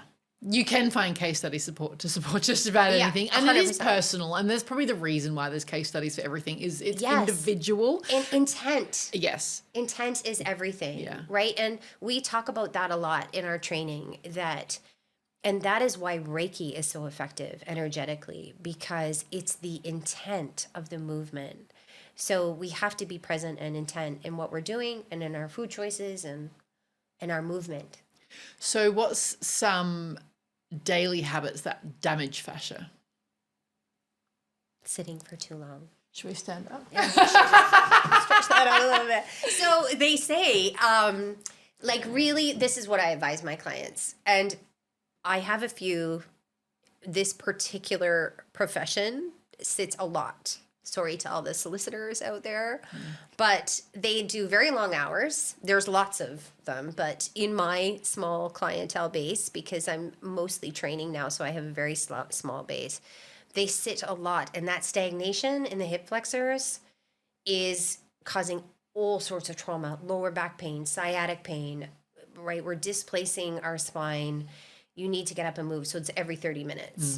And Every 30 minutes. Every 30 minutes. You don't have to do much. Stand up, walk around your desk, right? That's why we have, sitting is the new smoking. I have a stand desk and I still can't stand on it. Well, and you know what? When you stand, open your stance. Then you have to lean on one side. Don't do that, right? Because you're creating a fascial impression on that one side. So open your stance. If you put your feet apart, you'll stand. Okay, so what are some daily habits you can do to improve your fascia? That's move. Yeah. So just pick something. Pick something. And if you haven't done something by the end of the day, well, maybe you should stretch 5 minutes. And I even come up with stretches because even I sometimes don't want to get down on that comfy mat on the floor. So you're sitting here, just like cross your ankle over your knee and press your knee down if you're at a desk. Yeah. Jam it under the desk, right? Right? You can just cross it under, jam it under the desk, and grab that, and then open. So I have a saying. This is my saying for absolutely everything, and it's lead with your heart. So I use that with my practitioners in training because it creates Physically. a heart-led clinical practice. But physically, you lift your sternum forward, and you are realigning your spine and opening up those spinal portals. So that's probably my biggest thing because posture is everything. So if everyone can just remember, lead with your heart. Yeah. And if you pull your heart forward, honestly, The energy shifts. the energy shifts. I do and notice you're it. Yeah. opening yourself up. Yeah. That one little phrase can change your life. There is something that I do for people inside of session when they're experiencing something that is contractive and they're going in here. I'll do this like, just notice what it feels like to open up and notice that you can still be having a contracted feeling somewhere stuck in your body and also open. Yeah. And you can actually do both things at the same time. You don't have to wait until everything's sorted out in here. You can just open up. And it is really hard in that really nervous moment. Let's say you've got a lot of anxiety. If you open up like that, it's hard to hold it. Yeah. It's hard to hold it anyway. Yeah. Open heart. It's the one thing like I find the most difficult for people to open their heart to receive. Yeah. Is the most scary thing. I say it all the time. Yes, I agree. I agree for all of us. So lead with your heart. Yeah. Yeah. I like that as an ending. I like that as an ending. All right. One little last question. If someone listening feels stuck in chronic tension, pain, burnout, or emotional shutdown, what would you want them to understand about their body? Yes. So it does. It kind of sums everything up. You want them to understand that, like we were talking about before, that the body does keep score, that they need to change their body patterns in order to help them take that first step. And I think that's the biggest thing, is understanding that you have the keys yourself to start the healing process. And I've only ever had 2 clients that when I met them, I knew that they wouldn't get improvement because they didn't want to heal. Right? They wanted someone to fix them, but they didn't want to be a part of the process. So I think for everyone, what's most important is to know that you do have what it takes to start the healing process yourself. And if you don't feel that you can, then you need to seek out someone to help you take that first step. Yeah, 100% agree. Yeah.